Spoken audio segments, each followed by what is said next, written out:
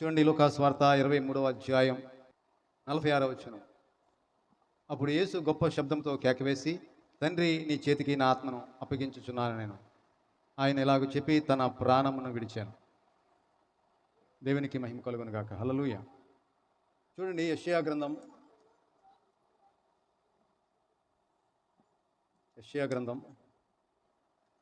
60వ అధ్యాయం 1వ వచనం చూద్దాం. ప్రభువగు యెహోవా ఆత్మ నా మీదకి వచ్చినది, దీనులకు సువార్తను ప్రకటించుటకును, యెహోవా నన్ను అభిషేకించాను, నలిగిన హృదయం గల వారిని దృఢపరచుటకును, చెరలోనున్న వారికి విడుదలను, బంధింపబడిన వారికి విముక్తిని ప్రకటించుటకును, యెహోవా హితవత్సరమును మన దేవుడు ప్రతిదండన దినమును ప్రకటించుటకును, దుఃఖాక్రాంతులందరినీ ఓదార్చుటకును, సియోనులో దుఃఖించిన వారికి ఉల్లాస వస్త్రము ధరించుటకును, బూడిదకు ప్రతిగా పూదండను, దుఃఖమునకు ప్రతిగా ఆనంద తైలమును, భారభరితమైన ఆత్మకు ప్రతిగా స్తుతి వస్త్రమును వారికి ఇచ్చుటకును ఆయన నన్ను పంపి ఉన్నాడు. దేవునికి మహిమ కలుగును గాక. హల్లెలూయా. ప్రియా దేవుని సంగమ, గమనించండి. ఈరోజు ఏమి రోజు? శుక్రవారం, అవునా కాదా? అంటే యేసు ప్రభు వారు మరణించినటువంటి రోజు. ఇప్పుడు క్రైస్తవులందరికీ కూడా, అన్ని సంఘాలలో కూడా కొంచెం ఓరట కలుగుతుంది. అమ్మయ్య, అయిపోయినారా, శ్రమదినాలు అయిపోయినాయి, ఇంకా పెళ్ళిళ్ళు చేసుకునే వాళ్ళు ప్రారంభిస్తారు, పెళ్ళిళ్ళు చేస్తూ ఉంటారు. ఇంకా నీసి తిన్నటువంటి వాళ్ళు నీసి ప్రారంభిస్తారు. ఇంకా మంచాల మీద పడుకోలేనటువంటి వాళ్ళు మంచాల మీద పడుకుంటారు. కొంతమంది పూలు పెట్టుకోరు, ఆ పూలు పెట్టుకుంటారు. ఏంటంటే శ్రమదినాలు అయిపోయినాయి, అవునా కదా? ఏమండి, శ్రమదినాలు అయిపోయినాయి. ఎవరికి శ్రమదినాలు? మనకా యేసయ్యకా? అర్థం కావట్లేదు చాలామందికి. ఈ యొక్క 7 మాటలు వచ్చేపాటికి కొంతమంది కాళ్ళ దగ్గర వేసుకొని చక్కగా కొన్ని సంఘాల్లో చాలా బిషపుల్లాగా ఉండి, వాళ్ళ సంఘంలో చాలా దీర్ఘకాలమైనటువంటి ప్రసంగాలు చేస్తూ, శ్రమదినాలు మనం గనక అలా చేస్తున్నామని చాలా ధీటుగా చెబుతూ ఉంటారు. దేవుని బిడ్డలారా, గమనించండి, దానికి విరుద్ధం కాదు, కానీ మన జీవితాల్లో ఇక్కడితోనే ముగించబడలే. సిలువలో 7 మాటలు పలికాడే తప్ప ముగించబడలేదు. ఇక్కడ యేసుప్రభు వారు వచ్చింది ఎందుకు? ఏమండి, ప్రభువుకు ఆత్మ నా మీదకు వచ్చినది, దీనులకు సువర్తమానం ప్రకటించుటకు యెహోవా నన్ను అభిషేకించను, నలిగిన హృదయము గల వారిని దృఢపరచుటకును, చెరలో ఉన్న వారికి విడుదలను, బంధింపబడిన వారికి విముక్తిని ప్రకటించుటకును, యెహోవా హిత సంవత్సరమును మన దేవుని ప్రతిదండన దినమును ప్రకటించుటకును, ప్రకటించడానికి ఆయన వచ్చాడు. లూకాసు వార్త చూడండి, లూకాసు వార్తలో 4వ అధ్యాయంలో, అది అలా పట్టుకోండి, యెషయా గ్రంథం. అక్కడ ఇక్కడ ఉన్నటువంటి తేడా చూద్దాం. 4వ అధ్యాయం 18వ వచనంలో ఉంది సేమ్ అదే మాట, కానీ కొంచెమేముంది, కొంచెం లేదు.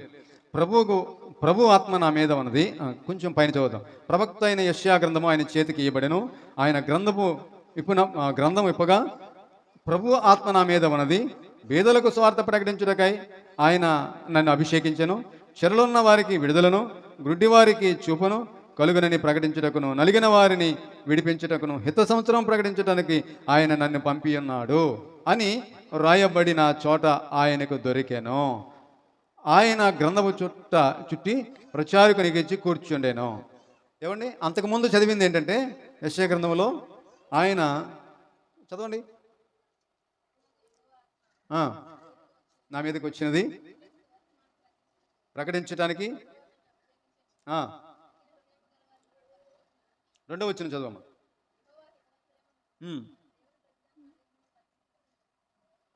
ఇది యేసు ప్రభువారు రాకమునుపు ప్రవచించినటువంటి గొప్ప ప్రవచనం, చాలా విలువైనటువంటి ప్రవచనం. ప్రవక్త అయినటువంటి యెషయా చేత పలికించబడుతున్నటువంటి విషయాలు, అంటే రాబోయే దినాల్లో జరగబోతున్నటువంటి నగ్న సత్యం. యేసు ప్రభువారు ఈ లోకానికి వస్తాడు, ఆయన ప్రజలందరి కోసం ప్రాణం పెడతాడు, తన ఆత్మ దేవునికి అప్పగించుకుంటాడు, ఆయన బీదలకు స్వార్థను ప్రకటిస్తాడు, గుడ్డి వారికి చూపునిస్తాడు, మగవారికి మాటలిస్తాడు, చెరలో ఉన్న వారికి విడుదలను, బంధింపబడినటువంటి వారికి విముక్తిని ఆయన ఇస్తున్నాడు అనే సత్యాన్ని మనం చూస్తున్నాం. కానీ ఇక్కడ హిత సంవత్సరమును మన దేవుని ప్రతిదండ దినమును ప్రకటించును అని చెబుతున్నాడు. ఇక్కడికి వచ్చేపాటికి లూకాసు వార్తలో యేసు ప్రభు వారు నిలబడి ఆ పుస్తకాన్ని, లేకపోతే ఆ గ్రంథపు చుట్టను పట్టుకొని దాన్ని విడదీసి చెప్తున్నప్పుడు యెషయా గ్రంథమే వచ్చింది ఆయన చేతికి. ఆ యెషయా గ్రంథాన్ని ఆయన విడమర్చి చెప్తున్న విషయం ఏంటంటే, ప్రభువుకు ఆత్మ నా మీద ఉన్నది, బీదలకు స్వార్థను ప్రకటించుటకును ఆయన నన్ను అభిషేకించను, చెరలో ఉన్న వారికి విడుదలను, గుడ్డి వారికి చూపును కలుగునని ప్రకటించుటకును, నలిగిన వారిని విడిపించుటకును, ప్రభు హిత సంవత్సరం ప్రకటించుటకును ఆయన నన్ను పంపాను. అక్కడ హిత సంవత్సరం ప్రకటించడానికి నన్ను పంపాడు అని చెప్పి అక్కడ ఆపేసి ఆ పుస్తకాన్ని తీసుకెళ్ళి తన పరిచారకునికి ఇచ్చాడు. అంటే దాని కింద ఇంకేముంది? ప్రతిదండన దినముంది.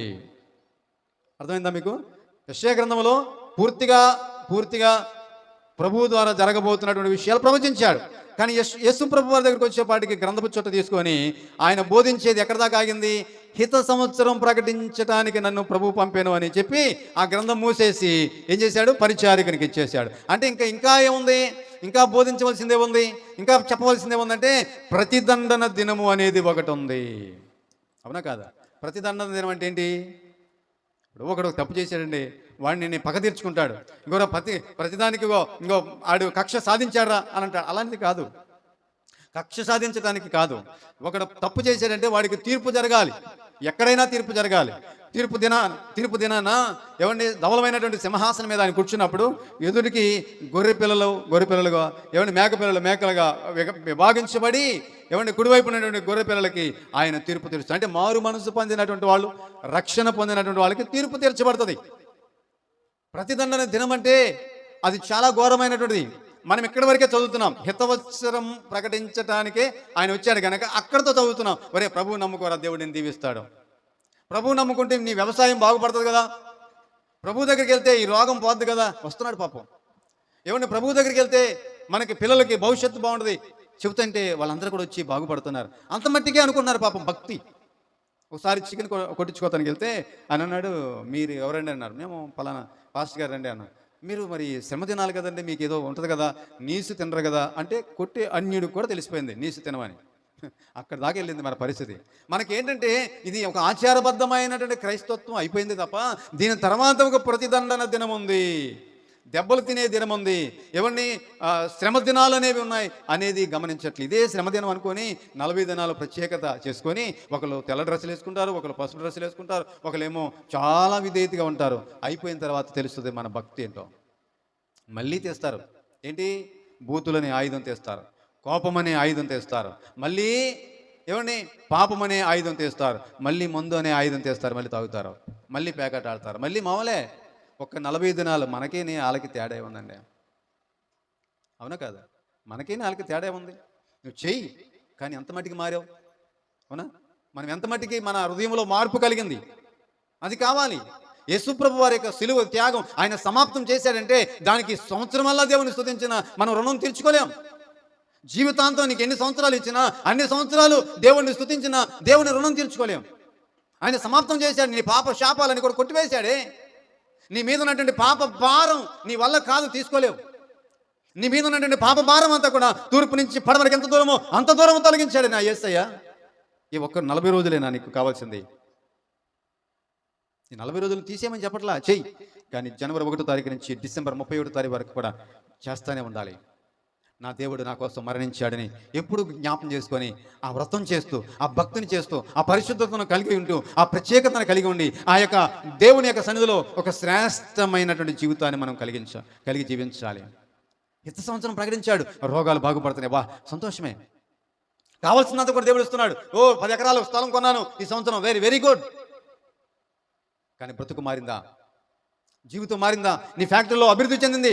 100 మంది జీతగాళ్ళు ఉన్నారు, వాళ్ళందరికీ బత్యం ఇస్తున్నాను, వాళ్ళందరూ నా చేత పోషించబడుతున్నారు. Very good. ఈ సంవత్సరం దేవుడిని బహుగా ఆశీర్వదించాడు.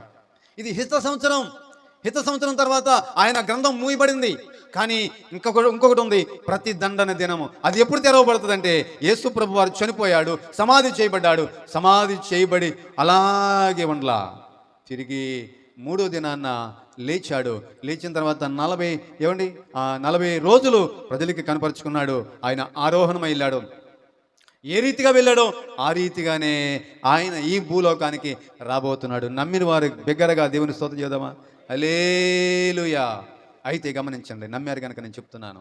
మీ అందరికీ చేతులు జోడించి చెప్పేది ఏంటంటే పరిశుద్ధత కలిగి ఉందాం, పవిత్రత కలిగి ఉందాం, నీతి కలిగి ఉందాం, క్షమాపణ అనే గుణం కలిగి ఉందాం, ఆత్మల పట్ల దాహం కలిగి ఉందాం.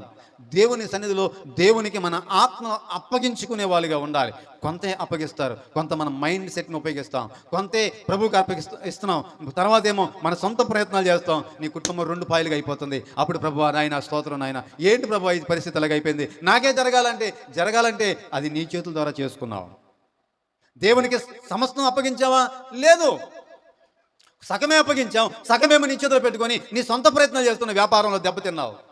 వ్యవసాయంలో దెబ్బతిన్నావు, నీ కుటుంబంలో దెబ్బతిన్నావు. కోర్టు గొడవలు, కుటుంబ సమస్యలు, రచ్చబండికి వెళ్ళటం, రకరకాల గొడవలు, సమస్యలు నీలో ఏలుబడి చేస్తున్నాయి. కారణం ఏంటని వెనకెళ్ళి ఆలోచన చేస్తే నీవు దేవుని యొక్క సన్నిధిలో సమస్తాన్ని కూడా దేవునికి అప్పగించుకోలేదు. మనం సమస్తాన్ని దేవునికి అప్పగించుకోవాలి. మనము మనుషులమండి. మనం ఎలా తయారు చేయబడ్డాం తెలుసా? డస్ట్ అంటారు ఇంగ్లీష్లో. డస్ట్ అని ఇంగ్లీష్లో రాయబడింది. మట్టిని తీసి ముద్ద చేసి మనిషిగా చేశాడు. మనుషులు మట్టి మనుషులం. ఇలా రుద్దండి, ఏమండి మట్టే వస్తుంది. భూమిలోంచి తీయబడ్డాం. భూమిలో ఎన్ని లవణాలు ఎన్నైతే ఉన్నాయో లవణాలు మన శరీరంలో కూడా అన్నీ ఉన్నాయి. ఇంకా ఎక్కువ లేవు, తక్కువ లేవు. ఎందుకంటే భూమిలో ఉన్నటువంటి మట్టిని తీసి చేశాడు.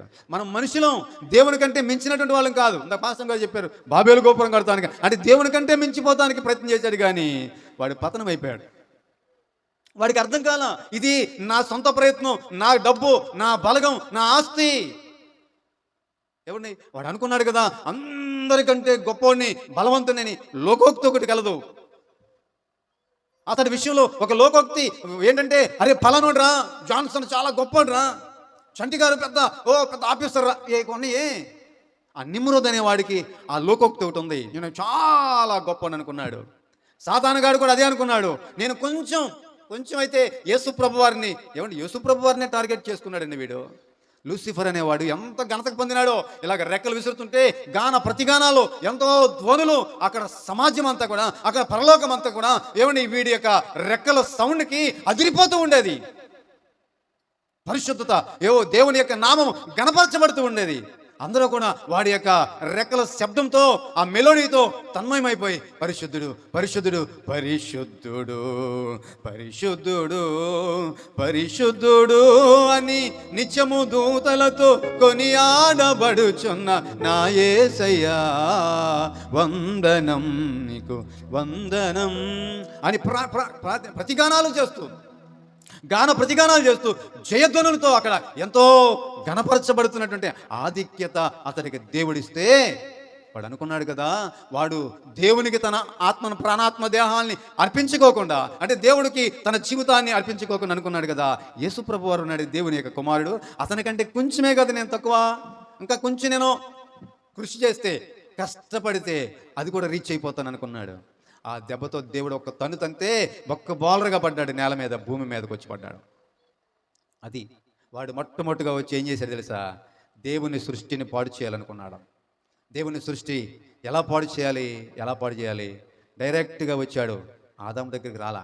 ఎందుకంటే మగోడు కనుక వెంటనే వినడం, చెప్పింది చేయడం, లోబడడం, ఏమంటే తన పని తను చేసుకుంటాడు. ఏంటంటే దేవుని పని చేసుకున్నాను కదా, ఆ యొక్క తోటలో నాకు దేవుడు చెప్పింది తెచ్చుకుంటాం, తింటమే కదా అనుకొని పాపమా వెళ్ళిపోయాడు. కానీ భార్య ఇంట్లో ఉంది. భార్య ఏం చేస్తుంది? ఒంటరిగా ఉంది. వాడు చెప్పిన మాటలకు అన్నిటికీ లోబడిపోయింది. కాదుంది, వెళ్ళేది పిచ్చదాన, నీకేం తెలుసు? నువ్వు తింటే కళ్ళు తెరవబడతాయి, ఇవి ఎంత చక్కగా ఉంటావు తెలుసా, ఈ దేవదూతలు ఎక్కడ సరిపోతారు నీ అందానికి అని ఎర్రేసాడు. ఆ ఎర్రకి ఏమైపోయిందో తెలుసా? అవ్వమ్మ గారు పడిపోయారు. ఆ అవ్వమ్మ చేసినటువంటి తప్పుకే ఈరోజు యేసు ప్రభు వారు శిలువ మరణం పొందడం అనేది జరిగింది. అవునా కాదా? ఆమె చేసినటువంటి అవిధైతే, ఆమె చేసినటువంటి తప్పే, పొరపాటే. అందుకనే స్త్రీ బలహీనమైన ఘటం.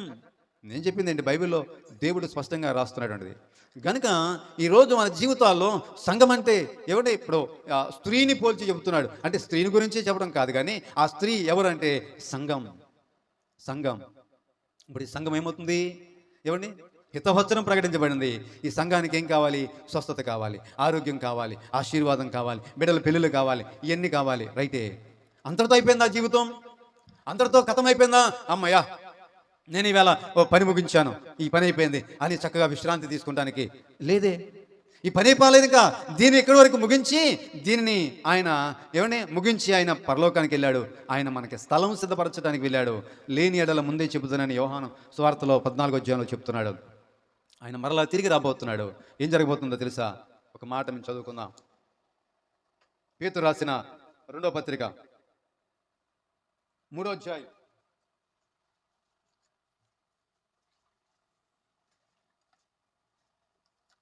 10వ వచనం చదువుదాం.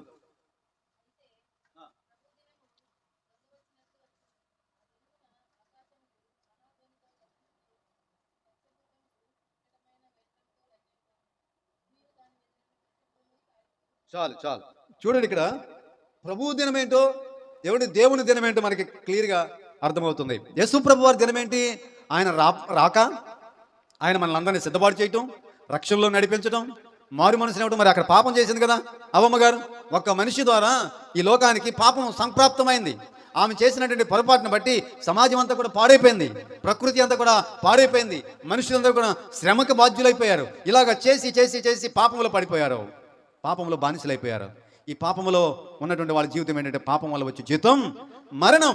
ఈ మరణం అనేది అందరి మీదకి సంప్రాప్తం అవుతుంటే అప్పుడు దేవుని హృదయం తప్పించిపోయింది. అరే ఇదేంటి, ఈ ప్రజలు పాపంలో ఉన్నారే, రోజు రోజుకు పాపంలో చచ్చిపోతున్నారే, వాడు సాతాను అనేవాడు వీళ్ళు మోసగించాడు కదా అని తన కుమారుని ఈ లోకానికి పంపించాడు.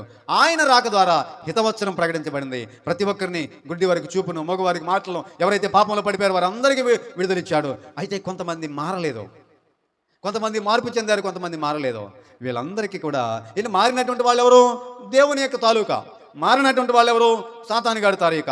ఇప్పుడు వీళ్ళందరికీ ఇప్పుడు ఏంటంటే ప్రతిదండన దినం జరగాలి. ఏం జరుగుతుందంట? అయితే ప్రభు దినము దొంగ వచ్చినట్లు వచ్చును, ఆ దినమున ఏం జరుగుతుందో చూడండి. ఆ దినమున ఆకాశములో మహాధ్వనితో గతించిపోవును. ఏమో ఏంటిది ఆకాశం అంటే ఏంటి? మనకు కనపడేది ఉందా? చాలా ఆకాశాలు ఉన్నాయి, 7 ఆకాశాలు ఉన్నాయి. మొత్తానికి ఎన్ని ఉంటేలే మనకి ఏంది కానీ ఆకాశములంట, ఆకాశములు ఏమైపోతాయి? గతించిపోతాయి, మహాధ్వనితో గతించిపోతాయి. ఆ దినమున ఆకాశ మహాధ్వనితో గతించి పంచభూతములు వికటమైన వేండ్రముతో లయమైపోతాయి. భూమియు దాని మీద ఉన్న కృత్యములు కాలిపోవును. ఇవన్నీ ఇట్లా లయమైపోయినవి గనక ఆకాశములు రవులు కొని లయమైపోయినట్లు, పంచభూతములు మహావేంద్రంతో కరిగిపోయినట్లు దేవుని దినము రాకడ కొరకు కనిపెట్టుచు దానిని ఆశతో అపేక్షించుతూ మీరు పరిశుద్ధమైన ప్రవర్తనతోను భక్తితోను ఎంతో జాగ్రత్త గలవారై ఉండవలెను. దేవుని బిడ్డలారా గమనించండి. ఇలాగా 40 రోజులు మీరు పాటించి ఉండండి అని చెప్పట్లే. ఇక్కడ ఇప్పుడే మనకి పరిశుద్ధమైనటువంటి దినాలు, ఇక్కడే ఇలాగే ఉండాలి అని చెప్పట్లా. ఎలా ఉండాలంట? ఏమండి? భక్తితోనూ దేవుని యొక్క సన్నిధిలో ఆయన రాకడ కొరకు కనిపెడుతూ దాని ఆశతో అపేక్షించుచు మీరు పరిశుద్ధమైన ప్రవర్తనతో భక్తితోనూ ఎంతో జాగ్రత్త గలవారై ఉండాలి. ఎంతో జాగ్రత్తగా గలవారై ఉండాలంట. ఎందుకంటే ఈ భూమి కాలిపోద్ది, ఆకాశం కాలిపోద్ది. పంచిపోతాలు అంటే ఏంటి? అగ్ని, నీరు, గాలి, భూమి, ఆకాశం ఇవన్నీ రగిలిపోతాయి. మరి మనం ఎక్కడ ఉంటాం? మనం ఉండే ప్లేస్ ఏంటి? ఎవరంటే మనకి ఏం తెలుసు? అంతే కదా, మనకేం తెలుసు అనుకుంటాం. కానీ బైబిల్ చెప్తుంది మరలా కొత్త ఆకాశం, కొత్త భూమి. ఎందుకంటే ఇది పాడైపోయింది. ఇంకా మనం కిందకి చదివితే ఇంకా అయినను మనం ఆయన వాగ్దానం బట్టి కొత్త ఆకాశం కొరకు, కొత్త భూమి కొరకు కనిపెట్టుచున్నాము. వాటి యందు నీతి నివసించును. ఇవేటి యందు? కొత్త ఆకాశం, కొత్త భూమి ఉంది, దాని మీద నీతి నివసించింది. మరి ఇక్కడ ఉందా నీతి? లేదు. ఎవరిని చూసినా అబద్ధాలే, ఎక్కడ చూసినా పాపమే, ఎక్కడ చూసినా దుర్మార్గమైనటువంటి మనసే. కుళ్ళు, కుట్ర, ద్వేషం, పగలు, కక్షలు. ఆ రోజు నువ్వు ఎలాగన్నావు, ఈరోజు ఇలా చేసావు, అప్పుడు ఇలా చేసావు, ఇవన్నీ కూడా పెంచుకొని ఉన్నటువంటి భూమి ఇది. కనుక దీన్ని లయం చేస్తాడు. మనము పెద్ద బిల్డింగ్ కట్టాలి, ఒక 10 ఎకరాలన్నా కొనాలి అని చాలామంది మనం ప్రయత్నం చేస్తున్నాం. ఉండండి, ఈ భూమి మీద ఉన్నంతకాలం మనం స్థలాలు కొనుక్కోవాలి, ఏమంటే తినాలి, పెరగాలి, అన్నీ పెళ్ళిళ్ళు చేసుకోవాలి, అన్నీ ఉన్నాయి. కానీ ప్రభు దినం అనే ప్రతిదండన దినం అనేది ఒకటి ఉంది. దానిని మర్చిపోకూడదు. ఆకాశం లయమైపోతాయి. చాలా కఠోరమైనటువంటి పరిస్థితులు ఈ లోకంలో జరగబోతున్నాయి. కనుక దేవుని సంగమా, ఈరోజు ప్రభు నామములో మీ అందరికీ చెప్పేది ఏంటంటే, ఇది ఒక సంతోషకరమైనటువంటి దినముగా తీసుకున్నారు రైతే, కానీ ప్రభు దినం చాలా ఘోరమైనటువంటిది. ఆ దినము యోవేలు గ్రంథము 2వ అధ్యాయం 1వ వచనం నుంచి నేను చదువుతున్నాను చూడండి. యోవేలు గ్రంథం 2వ అధ్యాయం 1వ వచనం. సియోను కొండ మీద బాకాబూదుడి, నా పరిశుద్ధ పర్వతం మీద హెచ్చరిక నాదము చేయుడి, యెహోవా దినము వచ్చుచున్నదని, అది సమీపమాయనని దేశ నివాసులందరూ వణుకుదురుగాక. ఏమండి? ప్రభు యెహోవా దినము వచ్చినని, అది సమీపమాయనని దేశ నివాసులందరూ ఏం చేస్తున్నారు? వణుకుతున్నారు. ఆ దినమున అంధకారముగా ఉండను, మహాంధకారం కమ్మును, మేఘములను గాఢాంధకారమును ఆ దినమును కమ్మును. పర్వతముల మీద ఉదయ కాంతి కనబడినట్లు అవి కనబడుచున్నవి. అవి బలమైన యొక్క గొప్ప జనము, ఇంతకు ముందు అటివి పుట్టలేదు, ఇక మీద తరతరములకు అవి పుట్టవు. కనుక దేవుని సంఘం గమనించండి. దేవుని యొక్క పరిశుద్ధ సంఘం ఇది. యేసు ప్రభు వారు తన విలువైన రక్తంతో కొనబడినటువంటి సంఘం ఇది. కనుక మనం చేయాల్సింది ఏంటంటే, ఇప్పుడు హిత సంవత్సరం ప్రకటించబడింది, దేవుడు స్వస్థపరుస్తున్నాడు, మంచిదే. స్వస్థత కోసం రండి, దేవుని సందులో ప్రార్థన చేయండి. దేవుడు మీకు ఆస్తులు ఇస్తాడు, భూములు ఇస్తాడు, ఇంకా అన్ని మీ వ్యాపారాల్లో దీవిస్తాడు. కానీ ఒక దినం అనేది ఉంది, ప్రతిదండన దినం. అది చాలా కఠోరమైనటువంటిది. దాని నుంచి తప్పించుకోవాలంటే చాలా నిష్ట కలిగినటువంటి భక్తి చేద్దాం. ఆశతో అపేక్షిద్దాం. మంచి ప్రవర్తన కలిగి, పరిశుద్ధమైనటువంటి ప్రవర్తన కలిగి, భక్తితో వాటిని స్వీకరిద్దాం. దేవుని యొక్క వాక్యం ఇలా చేయకూడదంటే అది చేయటం మానేయాలి. ఆచారాలు, మూఢనమ్మకాలు, అయ్యా మీరు తినకూడదు కదా అని అన్యుడు చెబుతున్నాడంటే మరి ఆచారం ఎంత మట్టికి పాకిపోయింది? ఏమంటే ఒక అన్యుడు, ఒక లోకస్తుడు, వ్యాపారం చేసుకునేవాడు, వాడు చెబుతున్నాడంటే ఎంత ఇదా బాధాకరం విషయం చూడండి. ప్రభు ప్రతిదండన దినం ఆసనమైంది కనుక ఇవన్నీ కూడా పక్కన పెట్టి భక్తులు ఎదుగుదాం, పరిశుద్ధత కలిగి ఎదుగుదాం. దేవుని రాకడ చాలా సమీపంగా ఉంది. ఆయన ఎప్పుడు వస్తాడో తెలియదు. ఆయన రాకడ మన పోకడ ఎవరికి తెలియదు కనుక మన జీవితాన్ని కాపాడుకుందాం. మన నోటి మాటలు, మన ఆలోచనలు, మన నడక, మన ప్రవర్తన, దేవుని యొక్క 7 మాటలు మనం విన్నాం. ఆ మాటలో చాలా అర్థాలు ఉన్నాయి, చాలా విషయాలు ఉన్నాయి కనుక మనం పరిశుద్ధంగా జీవించి దేవుని రాకడని ఎదుర్కొనేవారుగా, ఒక పరిశుద్ధమైనటువంటి జనంగా మనం ఉందాం. తప్పకోకుండా దేవుడు నిన్ను ఆ తీర్పు దినం నుంచి, నువ్వు తీర్పు దినం నుంచి దాటి పరలోక రాజ్యానికి వెళ్ళే గొప్ప భాగ్యాన్ని మనకి ప్రసాదిస్తాడు. అట్టి కృప మనకి, మన కుటుంబాలకి, మన గ్రామానికి, మన సంఘానికి అనుగ్రహించి నడిపించును గాక.